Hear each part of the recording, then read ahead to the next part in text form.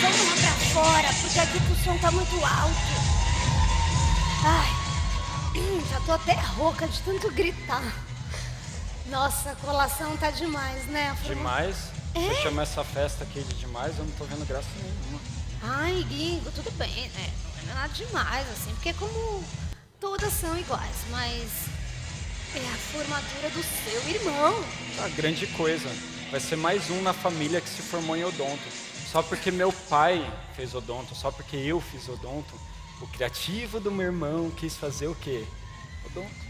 Claro, tá na gengiva da família, poxa. Gengiva da família. Ele tem todo o direito de fazer a faculdade que ele quer, né?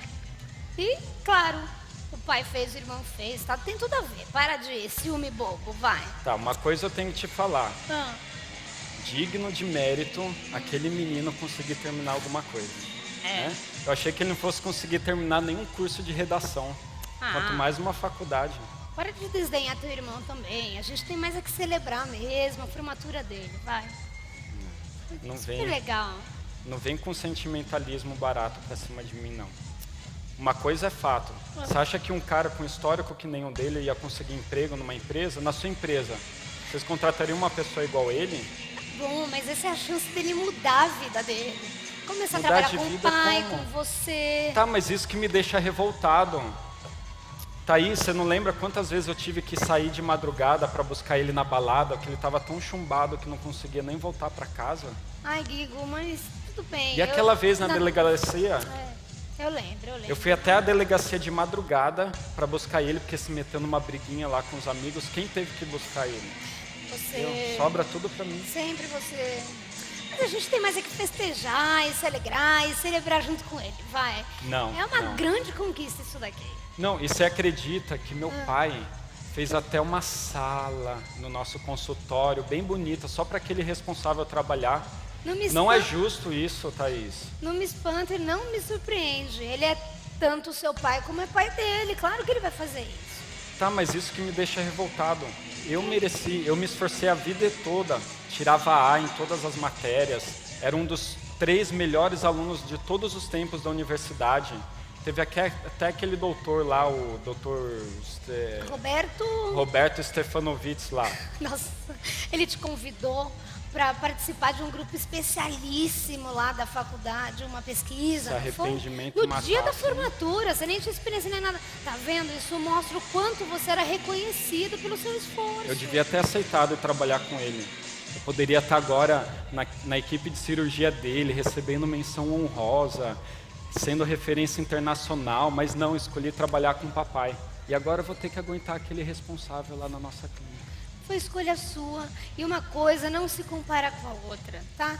O final da vida de cada um é o final da vida de cada um. Interessa também o que foi feito pelo caminho. Você se esforçou pra caramba. É reconhecido, é um profissional super requisitado na clínica. Todo mundo sabe o seu valor. Você não pode ficar se comparando com seu irmão. Tá bom, Thaís, mas nem você, que é minha melhor amiga, consegue enxergar o quão injusto meu pai tá sendo. Guilherme, vem cá. O seu pai não pagou também para você a sua faculdade, deu uma sala na clínica, te colocou como chefe de equipe depois de um tempo. Ele sempre te elogia. Mereci, Então, mas o meu irmão não. Ai, mas você tá desdenhando demais seu irmão. Você tem que saber que ele tem o seu valor, que o seu pai, claro que faria isso para ele, como fez para você também. Não vem também dar lição de moral pra cima de mim, não, viu, Thaís? Aliás, mulher adora fazer isso, né? Acha que sabe o que eu tô sentindo, o que eu tô passando, né? Tá bom, Aí não fica fala mais falando. nada, não fala mais Tá, nada. eu não falo. Tá, Thaís, fala então. Fala que eu vou ouvir tudo. Falo porque eu acho o seguinte, eu acho que o negócio é mais complicado. Não é a formatura do seu irmão, nem o seu pai, nem o seu irmão o problema. O problema é que você estudou tanto durante todos esses anos, a faculdade, a tese, o doutorado, sei lá mais o quê, Você ficou com o coração duro. Eu, coração duro? É, Conta outra, vai. você ficou com o coração duro, tá? Coração duro. Porque você só pensa em você e não tá vendo a felicidade do seu irmão, tá? Tá sendo Além injusto. do mais, esquece esse assunto, vamos voltar lá pra festa, que a gente tem que mais aqui comemorar. Eu não vou participar de festa nenhuma, comemoração nenhuma. Por que não não? quero nem lembrar que meu irmão existe, nem ver aquele sorrisinho na cara do meu pai, Esquece. todo orgulhoso. Esquece tudo isso, vai, vamos Eu prefiro ir pra pra festa. casa. Não, eu O vou que pra você minha vai casa. fazer em casa? Eu tenho muita coisa pra fazer, tenho que trabalhar, tenho que terminar minha tese. Vai lá você, vai lá, Thaís. Vai lá Eu pra vou festa. comemorar, Vai, tá? dá um Porque a gente é de abração no meu festa. irmão, vai. Tchau, tchau. Vai lá. Acha que sabe o que os outros estão passando. Meu boa noite a todos. Bom revê-los mais uma vez. Você que nos visita pela primeira vez, bem-vindo. É uma alegria poder tê-los aqui conosco. Essa é a Nova Semente, uma comunidade adventista do sétimo dia que existe por uma simples razão. Para que você e eu possamos ter semana após semana uma experiência real com o nosso Deus. Vidas opostas. Esse é o título da série que nós estamos desenvolvendo nas últimas semanas. Situações similares, mas com atitudes diferentes. Já vimos durante essa série a atitude de Caim e Abel, a experiência de duas irmãs, Maria e Marta. Na semana seguinte falamos sobre a história do publicano, aquele cobrador de impostos, e o fariseu, que se encontraram ali no templo para orar. E na semana passada nós iniciamos a experiência do filho perdido, o filho pródigo. Se você perdeu algumas das mensagens, não se desespere. Você pode acessá-las em nosso website, www.novasemente.org, e lá você encontrará as mensagens anteriores, o áudio, o vídeo, e poderá acompanhá-las. Bem, hoje nós vamos dar então continuidade à mensagem. Eu mencionei a vocês, aqueles que estiveram semana passada, foi um sermão que não teve conclusão. Hoje eu estarei dando continuidade a ele. E eu falei na semana passada, o título foi Presos da Liberdade. E eu falei sobre o irmão perdido. A mensagem de hoje tem o mesmo início de título, Presos da Liberdade. Mas o subtítulo é o irmão cego. O texto encontra-se em Lucas, no capítulo 15. E para aqueles que não estiveram conosco, logo no primeiro verso nós lemos, vocês podem acompanhar a leitura no telão. Chegavam-se a ele todos os cobradores de impostos e pecadores para o ouvir. Mas os fariseus e escribas murmuravam: este recebe pecadores e come com eles. Aqui, queridos, entender bem a audiência, aqueles que estavam ali ouvindo Jesus Cristo, é fundamental para que nós possamos compreender bem essa história. Não só essa, como as histórias que vêm antes. Cristo conta 3 histórias. Havia ali 3 grupos de pessoas: Jesus e seus discípulos. O segundo grupo eram os óbvios pecadores, os perdidos, ali do ponto de vista de todos. E o terceiro grupo era formado pelos fariseus, pelos mestres, doutores da lei, os líderes religiosos no tempo de Jesus. E os verbos utilizados aqui no texto bíblico deixam muito claro o que cada um deles estava fazendo. Jesus Cristo ensinava, os pecadores se aproximavam de Jesus Cristo e ouviam, e os fariseus, acabamos de ler, diz a Bíblia que eles murmuravam. Eles disseram aqui, como diz o texto, esse homem. Nem mesmo chamavam Jesus pelo nome. Esse homem. Esse homem vive aí baixando as normas. Esse aí se diz ser filho de Deus, mas olha, aceita qualquer um. Ele nem sabe quem está do lado dele. E queridos, esse é um momento de tensão entre esses grupos. Esse é um momento de verdade. É um momento em que eles se confrontam face a face. E todos aguardavam para ver como Cristo responderia a essas críticas que eram publicamente apresentadas a ele. Esse homem aceita qualquer um. Será que Jesus naquele momento pediria desculpas? Será que Jesus aproveitaria ali o momento para construir uma ponte com os líderes religiosos? Tentar obter, quem sabe, a aprovação desse grupo que era importante. Esse importante grupo de religiosos. Não. Não dessa vez. Em realidade, Jesus começa a contar, e vimos na semana passada um pouco, 3 histórias, 3 parábolas. As 2 primeiras são muito similares. Que homem, pergunta Jesus Cristo, que homem dentre vós, tendo 100 ovelhas e perdendo uma delas, não deixa no deserto as 99?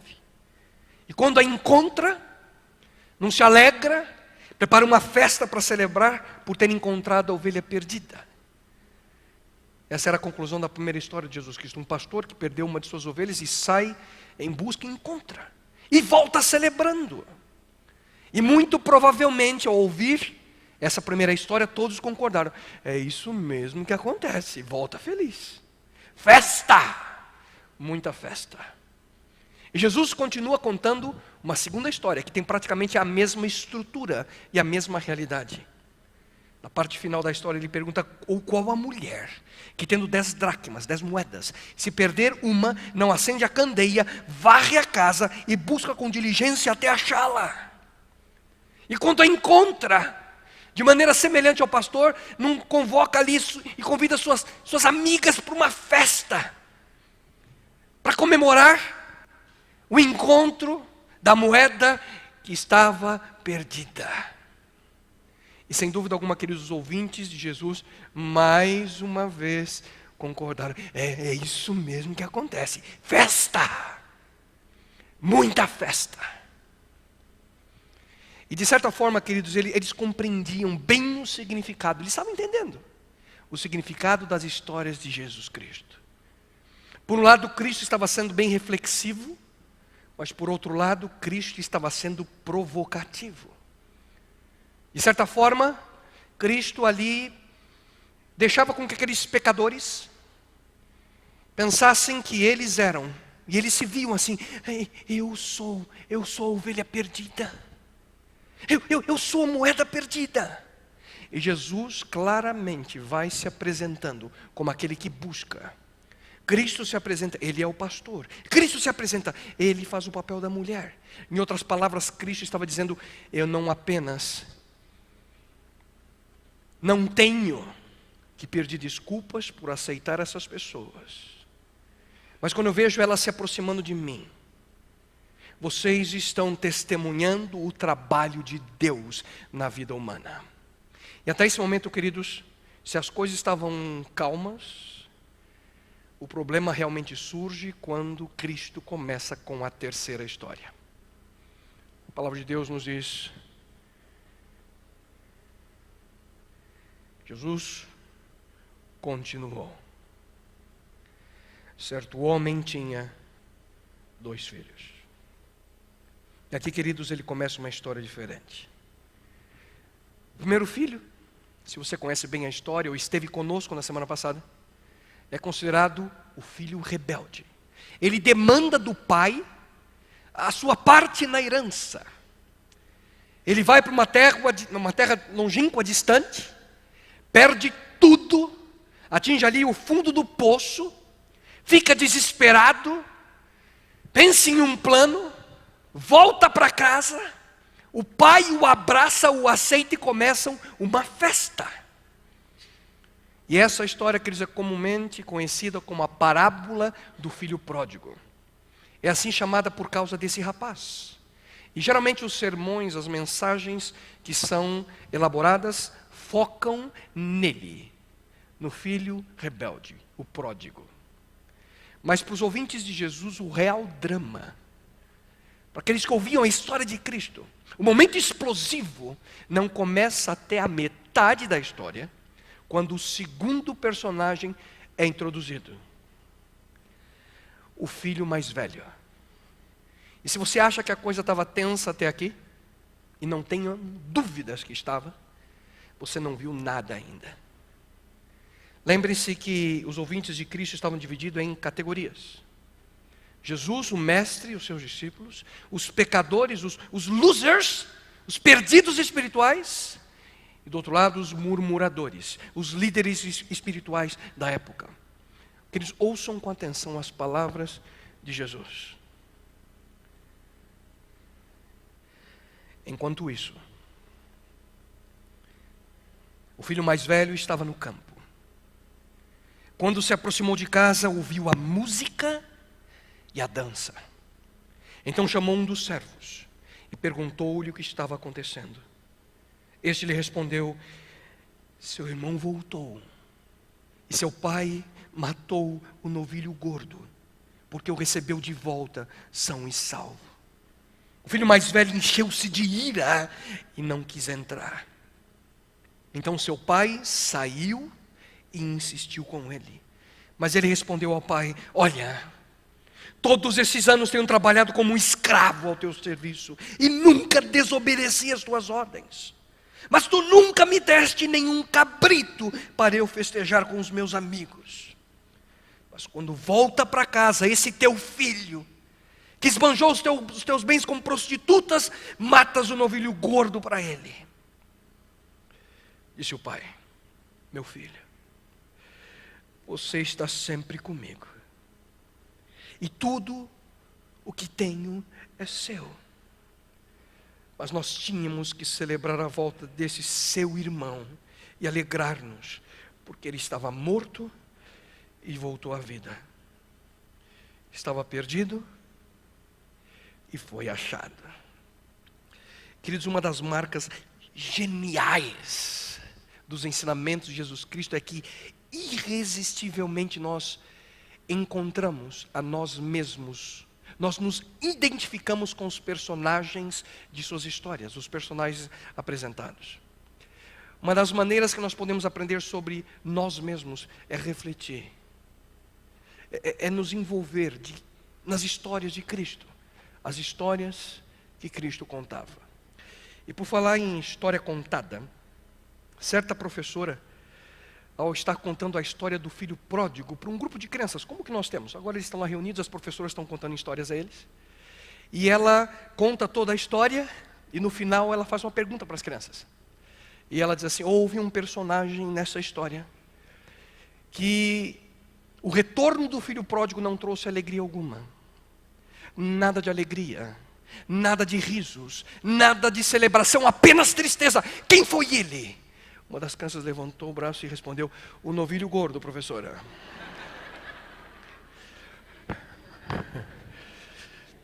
Esse não celebrou mesmo. Pergunto a você: com quem você se identifica nessa história, hein? Com quem você se identifica?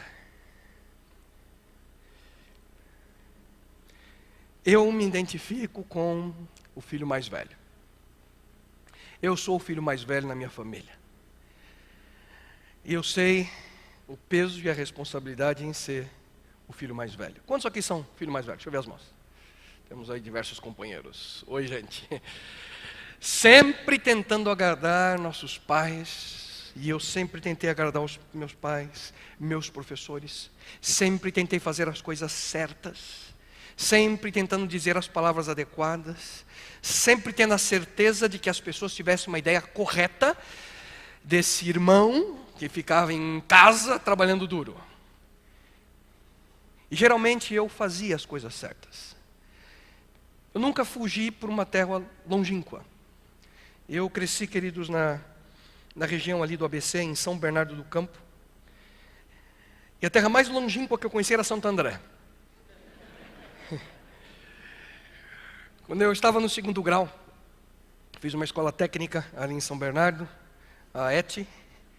Uma das diversões que os meus companheiros de aula, interessante que era uma classe de 50, 49 rapazes e uma moça, que não retornou na 2ª semana, e sabe a decisão dela. Um dos hobbies que eles tinham eram festas era beber para ver quem vomitava primeiro. Era uma das competições na classe.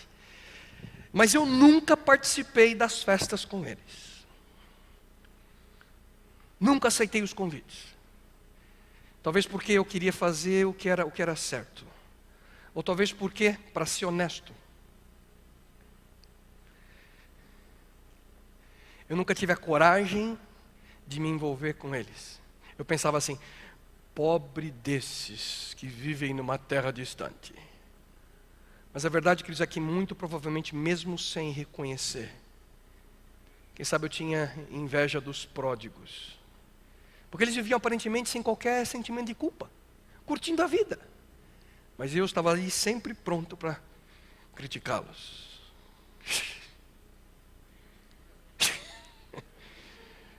Sentimento de superioridade espiritual. Eu entendo bem esse irmão, o irmão mais velho. Na verdade, eu sou um fã dele, do filho mais velho. E talvez alguns de vocês sintam o mesmo. Porque quando você desiste de ser o filho mais moço, quando você decide levar a fé e a obediência a sério, quando você se sente comprometido com Deus, uma de duas coisas acontece.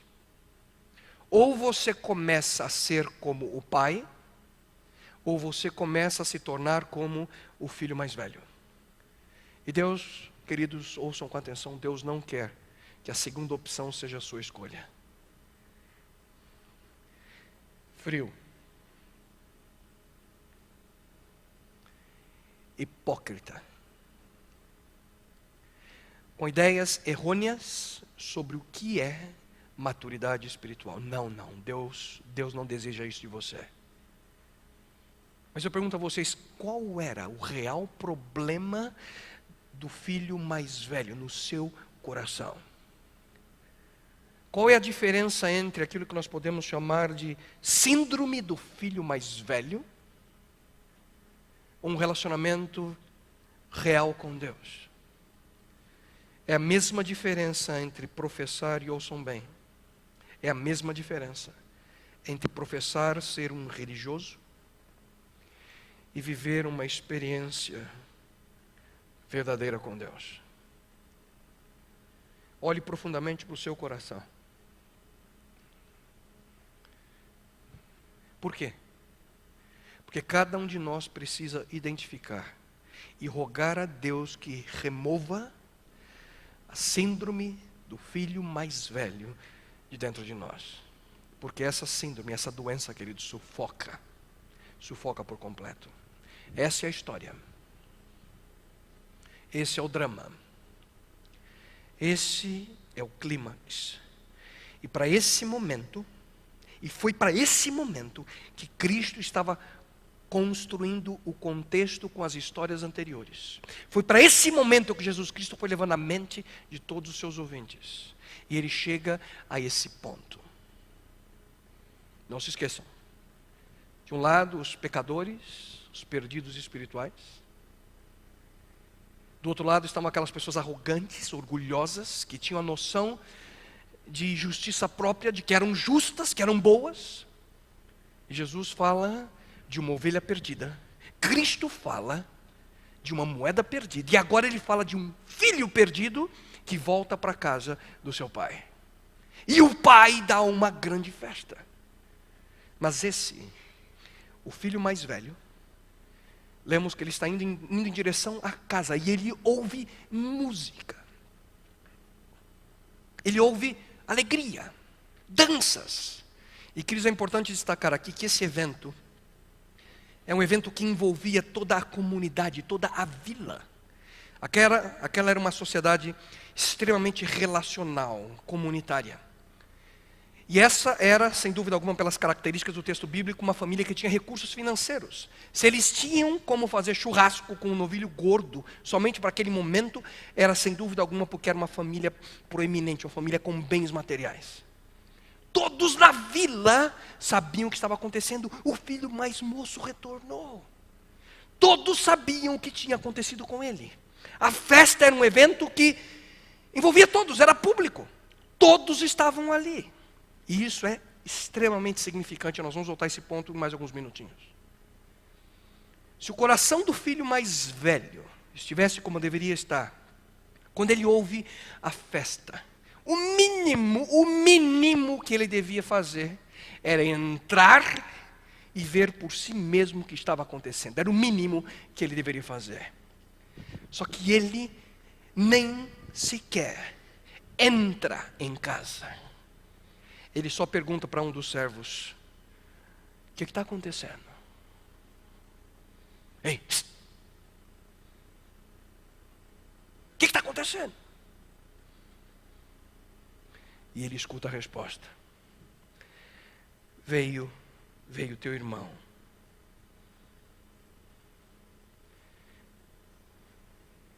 Mas ele se indignou e não queria entrar. Queridos, isso é um coração afetado pela síndrome do filho mais velho. Fiz até uma sigla para ela aqui, Sifimave. É o nome da doença, Sifimave. A síndrome do filho mais velho. E essa doença, queridos, tem algumas características básicas. E a primeira marca de um coração afetado pela Sifimave é um espírito crônico de ressentimento. O filho mais velho, ele se ressentiu com o seu irmão quando ele foi embora. Agora ele se ressente com o seu irmão por ele ter se arrependido e ter voltado para casa. E para piorar, ele se ressentiu agora com o seu próprio pai, pela atitude do pai em ter aceitado o mais moço, retornando ao seu lar. Como é que nós podemos ter certeza que ele estava ressentido? Pelo simples motivo dele não querer entrar em casa para comemorar. Eu não vou comer. Eu não vou cantar. Eu não vou dançar. Não entro. E na semana passada eu mencionei a vocês um sentimento recorrente nas histórias anteriores. Por sinal, esse é um dos principais temas das 3 histórias contadas por Jesus Cristo nesse capítulo. Qual é esse tema? Alegria. Nessas 3 histórias de Lucas 15, elas estão centradas na alegria. Vejam a experiência do pastor de ovelhas. Quando a encontra, a ovelha, põe-na sobre os ombros, cheio de alegria, e depois ele diz, alegrai-vos comigo, achei a minha ovelha perdida. No caso da mulher que perdeu sua moeda, ao achá-la, ela convida suas amigas e diz, alegrai-vos comigo. E Jesus Cristo continua dizendo, do mesmo jeito, haverá alegria no céu por um pecador que se arrepende. No verso 10 ele menciona a alegria diante dos anjos de Deus por um pecador que se arrepende. Agora, o filho perdido. Ele retorna para casa. O pai e aquele rapaz estava perdido. E agora ao perceber que ele fora aceito novamente, toda a vila, todos estavam em alegria, celebrando, festejando. Essa é uma história, queridos, onde todos estavam felizes, exceto um. A pessoa que o pai esperava que estivesse mais feliz é o que está mais triste. Aquele que o pai esperava que estivesse mais alegre é o mais ressentido. Ele se recusa a entrar em casa. E isso aqui, queridos, para nós tem um efeito não tão forte, mas para os ouvintes de Jesus Cristo era muito mais sério do que muitas vezes nós entendemos. Na cultura do Antigo Oriente, o filho mais velho, o primogênito, era o responsável por uma reunião ou uma festa como essa. O filho mais velho, ele deveria se misturar com os convidados. Ele deveria estar certo, seguro de que todos tinham comida suficiente, que todos estavam confortavelmente bem recebidos. E geralmente o pai da família, ficava sentado com os convidados, e o filho mais velho fazia o papel de mestre de cerimônias. Era uma forma da família, era uma forma, principalmente ao pai, dizer mais ou menos o seguinte: olha, pessoal, vocês são tão importantes para nós, que o meu filho mais velho, está servindo vocês. Mas não com aquele filho mais velho. Não. Quando o filho mais novo fere seu pai, ele fez de maneira privada, de maneira pessoal. Ele chegou para o pai e disse: pai, é o seguinte, eu quero meu dinheiro, eu quero ir embora. Eu não aguento mais ficar aqui. Mas agora o filho mais velho, que eles ouçam com atenção, ele deliberadamente, ele decide expor seu pai a uma humilhação pública. toda a vila vê a atitude do filho, sentado na varanda. Para os ouvintes de Jesus, o filho mais velho estava insultando o seu pai de maneira aberta, desafiando o seu pai, de forma mais cruel do que o filho mais moço sequer imaginou fazer. E para piorar a situação, o pai, percebe? O filho não entra, ele sai para fora. E muito provavelmente no momento que o pai sai para fora, a festa para. E o pai sai para apelar ao seu filho. Isso aqui também, queridos, não é normal. Nós vamos voltar a esse ponto na próxima semana. Se você veio hoje pensando, hoje o pastor termina o sermão, se enganou. Eu termino semana que vem. Na próxima semana, querido, nós vamos falar sobre o pai. O momento que o filho mais moço retorna ao lar. E eu queria fazer um pedido especial a vocês. O primeiro deles, faça planos de estar aqui. Será um dia especial. Ore por esse dia. Mas, meu Senhor, eu não faço ideia do que esse pastor vai aprontar, mas eu quero estar lá. Venha. Será um dia especial. O pai sai para fora e apela ao filho. Ele insiste com ele. Só que o filho se recusa a entrar. E a verdade, queridos, é que ele tinha prazer com o seu ressentimento. Estranho isso, não? Você sabia que o ressentimento funciona assim? Com o passar do tempo vira entretenimento. Aqueles que estão afetados pela Sifimave, a síndrome do filho mais velho, têm prazer em ficar ressentidos. Eu sou vítima de injustiça. Olha só o absurdo que estão fazendo comigo. Coitadinho de mim. Se fazem de vítimas. E isso vai alimentando, queridos, algo sombrio, algo tenebroso no coração de qualquer pessoa. O filho mais velho, ele aprecia ali se torturar.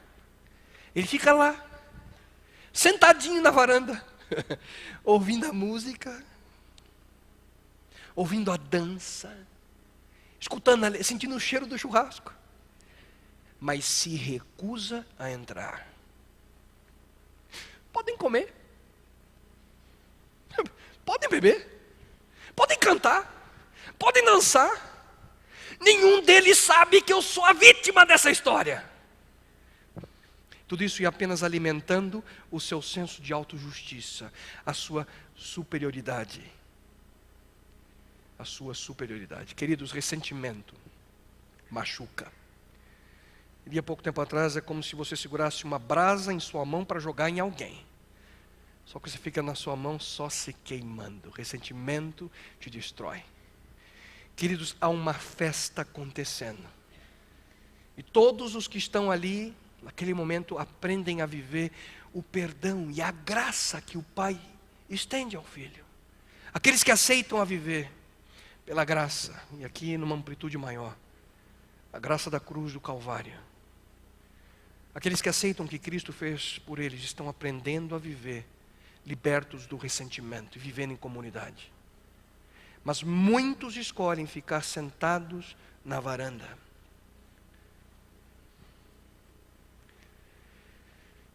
E eu quero aqui abrir o coração a vocês. Essa história de ressentimento, queridos, é uma coisa muito séria. Alguém te enganou em um negócio. Alguém agiu de maneira inapropriada com você. Talvez seus pais não foram o que você esperava. Talvez um filho te machucou. Talvez um cônjuge te decepcionou profundamente. Talvez um amigo não fez o que você aguardava. Não sei. Há um grupo de pessoas em algum lugar que você não gosta. Você não aprecia como eles vivem. Você não gosta como eles pensam, como eles se comportam, como eles falam. Queridos, agindo assim, somente alimentamos o ressentimento. E pouco a pouco, sabe o que acontece? A alegria, a paciência, a misericórdia, a graça, o perdão desaparecem. Pouco a pouco, isso vai queimando e destruindo o seu coração. Você vai sendo destruído.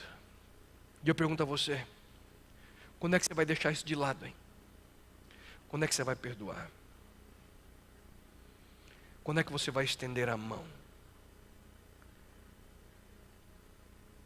Pastor, mas é difícil para mim. Se é difícil a você, peça ajuda a Deus. Diga para Ele: Senhor, me ajude a perdoar.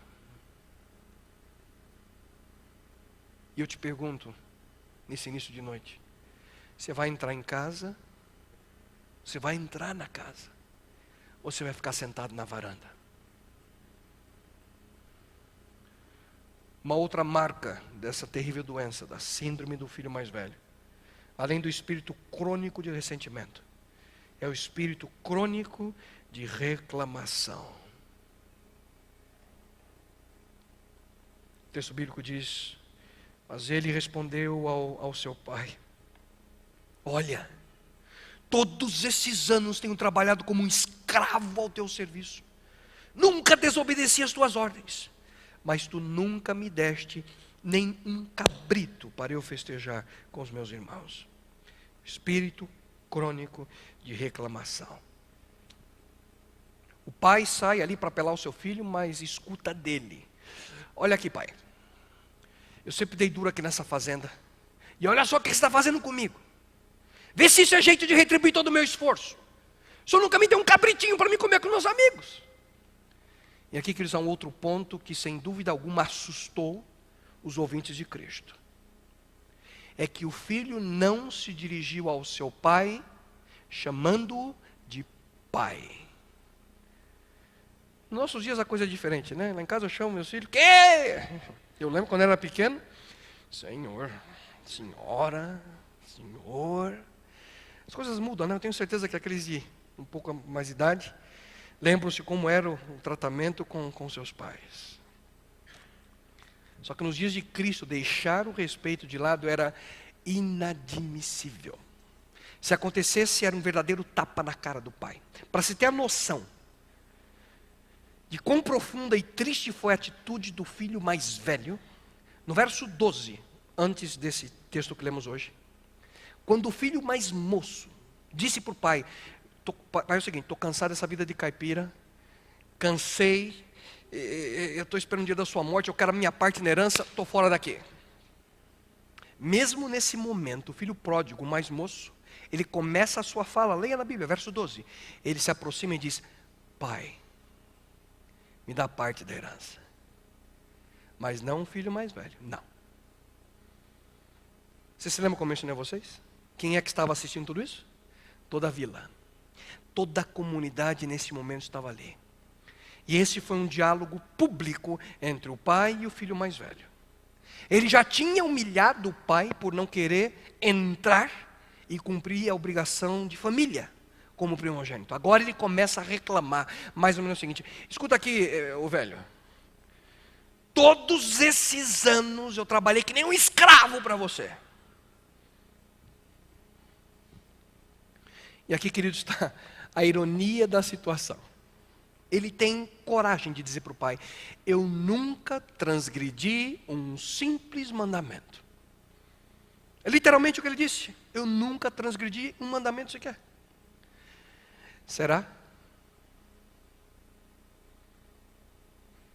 Ele afirma isso, queridos, humilhando publicamente o seu pai por recusar-se a participar da festa.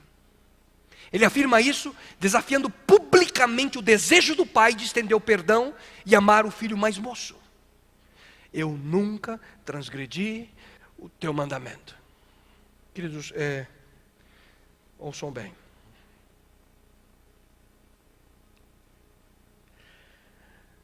A verdade, a grande verdade, é que ele nunca obedeceu qualquer um deles. Não do seu coração, que é o que realmente importa.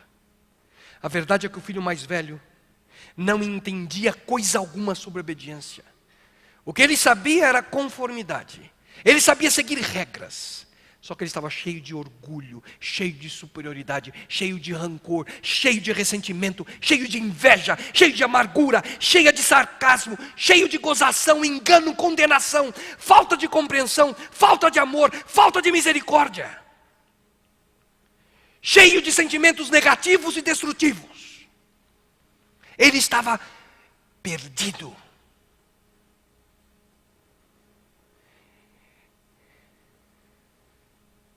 Ele estava mais distante do seu pai, mesmo estando vivendo em casa.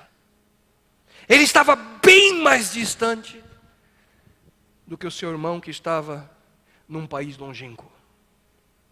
Só que a sua avaliação pessoal era mais ou menos o seguinte: eu sou justo, eu sou bondoso, eu sou obediente, eu nunca desobedeci um simples mandamento do meu pai. E queridos, não é apenas o estado de perdição que vai destruir nesse rapaz, é principalmente a sua cegueira.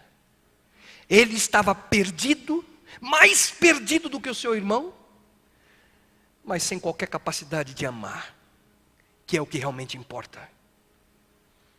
Mas o que destruía era que ele simplesmente não reconhecia a sua situação. Ele não via o seu estado. Ele não sabia como que ele realmente estava.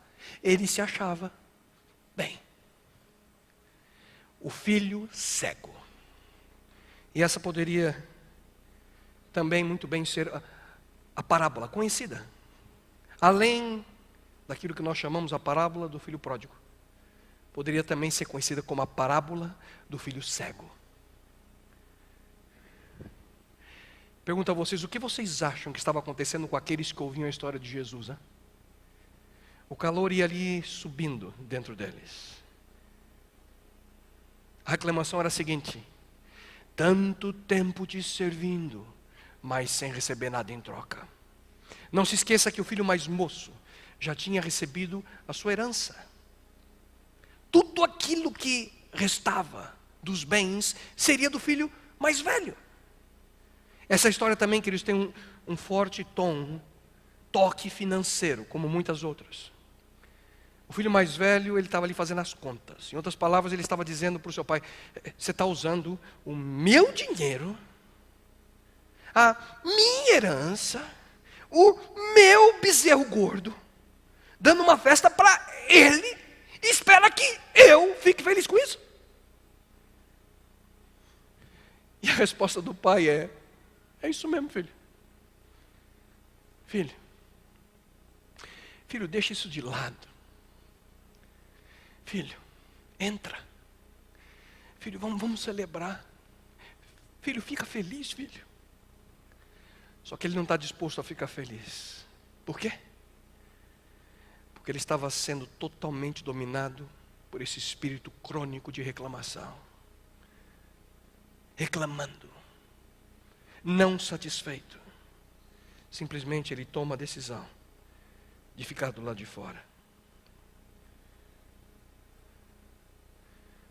Durante esse meio de ano, mencionei a vocês que houveram na minha família diversas situações que nós tivemos que passar diversos dias dentro de um hospital. E às vezes é difícil você se alimentar dentro do hospital. As pessoas que estão ali internadas têm a sua dieta particular. E você, como acompanhante, recebe, até que não tem o que reclamar, as refeições que recebemos foram boas. Mas certa vez eu ouvi a história de uma pessoa que estava tão doente, passando tantas dificuldades no seu corpo, e vivia reclamando de tudo no hospital. Mas o que ele mais reclamava era da comida. E muitas vezes nós não percebemos que nós vivemos em comunidade.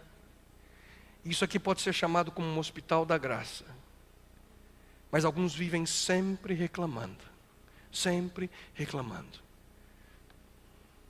Alguns afirmam: nós não somos um museu para santos, nós somos um hospital para pecadores. Mas muitas vezes um hospital para pecadores que estão sendo salvos pela graça, mas não param de reclamar da comida. E eu queria aqui estender um desafio a vocês. Que tal fazermos um jejum de reclamação? Por um dia só. Será que é possível? Um dia sem reclamar de coisa alguma. Que tal amanhã?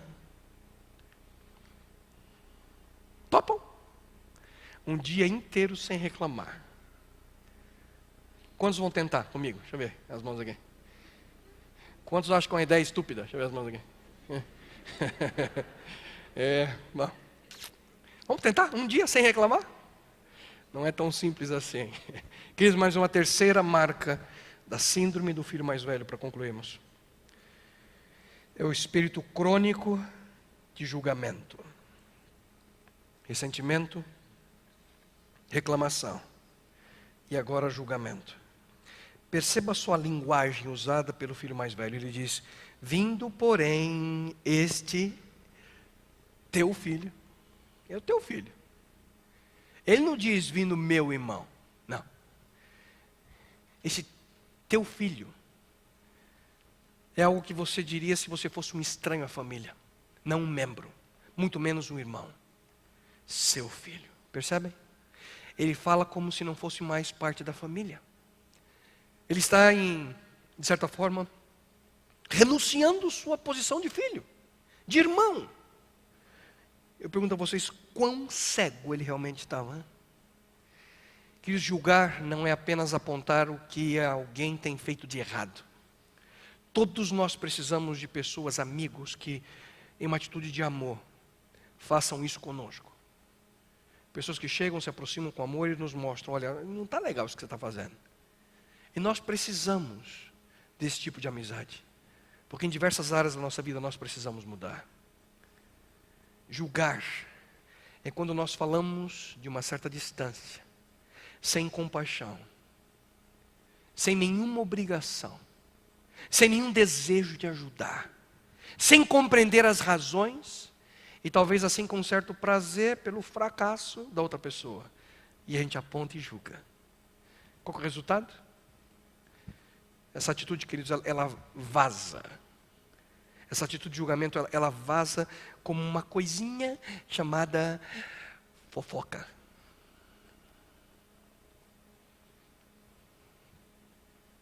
Ele diz ao pai: desperdiçou os teus bens com meretrizes. Jesus não havia dito isso na história. Por que o irmão mais velho fez esse tipo de julgamento? Ele não tinha nem sequer trocado uma palavra com o irmão que retornou, não tinha se encontrado com o irmão. O que você aprontou, hein? Não. Ele já julgou. Por que será que ele fez essa afirmação? Porque quem sabe, queridos, é isso que ele teria feito se ele tivesse na mesma situação. Porque essa é a natureza humana. Algumas vezes, queridos, a verdade é que abaixo da superfície, dentro do coração, aqui dentro, não há muita diferença entre o rebelde e o que cumpre as regras. Vez ou outra nós escutamos a história de um guardador de regras que cai profundamente na valeta. Porque o desejo de viver dissolutamente sempre esteve guardadinho no seu coração. O filho pródigo estava se alimentando ali das alfarrobas, dos porcos, daquela comida imunda. E o filho mais velho, o filho cego, estava alimentando a sua alma com a sua superioridade, com o seu sentimento de julgamento. O problema, queridos, é que essa síndrome, a síndrome do filho mais velho, tem tomado a vida de muitas pessoas que dizem seguir a Deus. Mas para eles não há graça. Para eles não há perdão. Para eles não há compaixão. São implacáveis. Queridos, nós precisamos da graça de Cristo, hoje e sempre. Nós não podemos mais ficar simplesmente sentados na varanda, julgando outras pessoas. E talvez a fofoca muitas vezes toma conta do seu coração e você nem percebe. O maior problema com o filho mais velho é que ele não reconhecia o seu real estado espiritual. O pai deveria ter saído da festa furioso. O pai deveria ter se aproximado daquele filho, ter espancado ele, deserdado. Mas ele sai para apelar ali para o filho, como um servo. E isso pai nenhum faria. Pai nenhum faria. Ele diz: meu filho, você sempre está comigo. Tudo que tenho é seu. Interessante que no original grego, a palavra para filho que Cristo utilizou não é a palavra comum, que é huios, e sim ele utiliza a palavra teknon, que significa meu filhinho, meu filho querido, meu filhote. Filho, tudo que eu tenho é teu.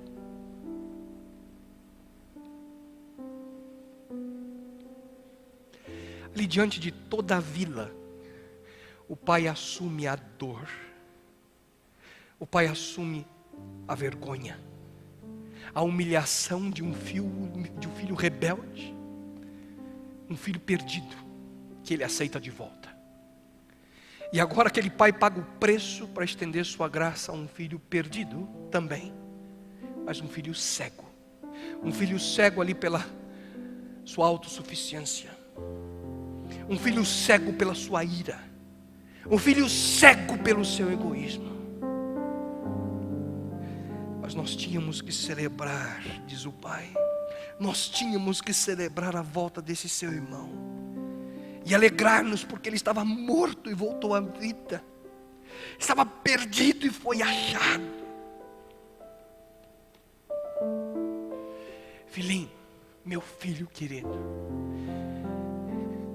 filho, você não percebe que viver do meu lado, filho, você não percebe que se relacionar comigo, caminhar do meu lado, viver comigo, são os maiores presentes que eu posso te dar. Filho, o que eu estou te oferecendo todo esse tempo não é terra, não é casa, não é dinheiro, não são roupas, não é o anel, não é a vestimenta, não é o bezerro. Filho, eu estou te dando eu mesmo. É isso que eu sempre te ofereci, filho. Filhinho, se viver comigo não é o suficiente, se ter esse relacionamento comigo não é suficiente, nem mesmo todas as festas do mundo, nem mesmo todo o dinheiro desse mundo vai satisfazer o teu coração. Porque toda vez que o irmão seu tiver dificuldade, toda vez que o irmão seu voltar para casa e nós celebrarmos, você vai ficar triste. A graça do Pai, queridos, é infinita. E aquele pai não pararia aquela festa por nada. A celebração precisava continuar. Filho, seu irmão voltou. Filho, você ainda é família. Por tanto tempo eu sofri pela perda de um dos meus filhos. Agora que ele voltou, será que eu vou perder o outro?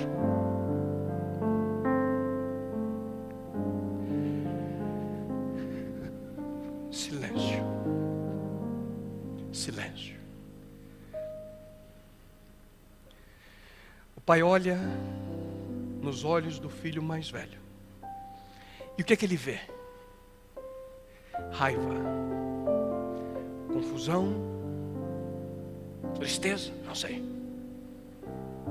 Mas não se esqueça dos ouvintes de Jesus. Todos estavam ali ao redor de Cristo.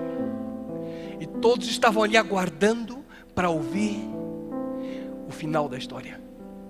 E aí? Ele entra ou não entra? Ele aceita ou não? Alguns ouviam a história repletos de alegria. Outros estão ali furiosos, prontos para matar a Cristo. O pai conclui o seu apelo. E todos estão ali morrendo de vontade. E aí, Jesus, como é que termina? Como é que é o final dessa história? O que o filho mais velho faz? E Jesus simplesmente conclui com as palavras do pai: voltou à vida, estava perdido e foi achado. Cristo se levanta, e sai devagarzinho.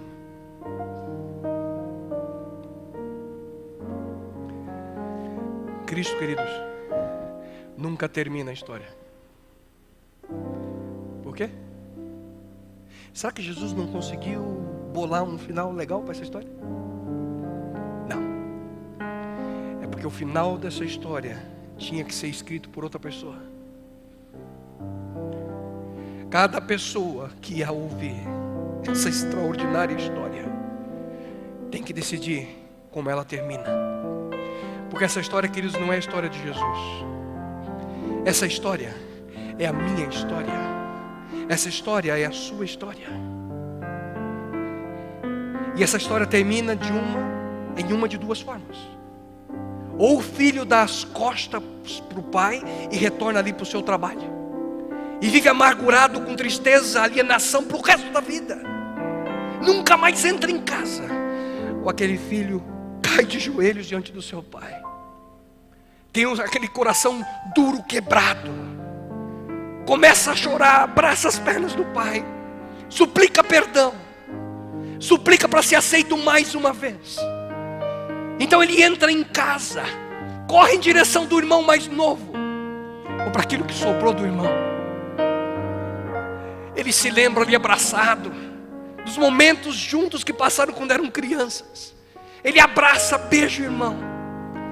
E ele deseja de uma maneira profunda, de uma maneira que não dá para expressar com palavras, que ele nunca mais quer separar-se desse irmão. O coração daquele filho explode de alegria. Ele se une ali à celebração. Ele ri mais alto que todo mundo. Ele dança mais alegre do que todos. Ele canta mais feliz do que todos. Ele chora mais profusamente do que todos. Alegria. Alegria. Como que a história termina? Termina como você escolher. Termina como você escolher. Na realidade, termina como você deseja viver. Na solidão, sentado na varanda. Ou na celebração, dentro da casa.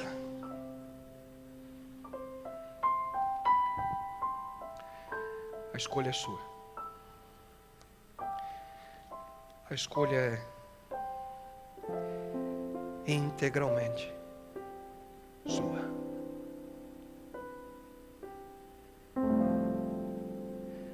Só sua. Deus eterno, Pai de amor, sem dúvida alguma nós estamos analisando uma das mais extraordinárias histórias contadas por teu Filho amado Jesus Cristo.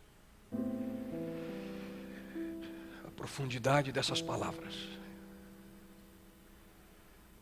a genialidade daquilo que Cristo foi tentar ensinar aqueles homens e a nós hoje. E bom Deus, ao analisarmos a experiência daquele filho mais velho, Pai eterno, bom Deus, Senhor, livra-nos desse sentimento crônico de ressentimento. Livra-nos, Pai, desse sentimento crônico de reclamação. Livra-nos, Pai, de tudo aquilo que é uma barreira entre nós e Ti, entre nós e o Pai. Que muitas vezes pensamos que estamos próximos a Ti, mas estamos quilômetros e quilômetros e quilômetros de distância daquilo que Tu desejas. E Pai eterno, de uma maneira toda especial, suplico Tua bênção sobre aqueles que aqui estão nesse momento, aqueles que escutam essa mensagem, aqueles que assistirão esse DVD, a que possam reconhecer em sua vida situações em que agiram como esse rapaz, situações quem sabe que ainda agem hoje como o filho mais velho, e que possam concluir essa história aceitando o convite do Pai, entrando em casa, celebrando com alegria. Senhor, dá-nos força para que possamos sair da nossa varanda, sair desse sentimento de autopiedade, de autossuficiência, do pensamento que nós somos bons, que nós somos suficientemente corretos. Mostra-nos, Pai, nossas limitações. Mostra-nos, Pai, nossa pequenez. Se for necessário que Tu venhas, Senhor, a humilhar-nos, para que possamos compreender o quanto necessitamos, mais uma vez, da graça, do amor, do beijo, do abraço do Pai. Toma-nos em Tuas mãos, Senhor. E suplico de uma forma toda especial desde agora, que no próximo sábado possamos todos aqui retornar para escutarmos e juntos estudarmos o terceiro personagem, o mais importante, o Pai, aquele que representa a Ti, Senhor. E que possamos ter nossa vida por completo transformada através do Teu poder. Imploro a Ti, Senhor, guarda-nos, salva-nos durante essa semana, e que possamos no próximo sábado aqui estar. Despede-nos agora em Tua companhia, em Tua presença. Isso eu Te suplico em nome e pelo amor de Teu Filho, nosso Senhor e Salvador Jesus. Amém, Senhor.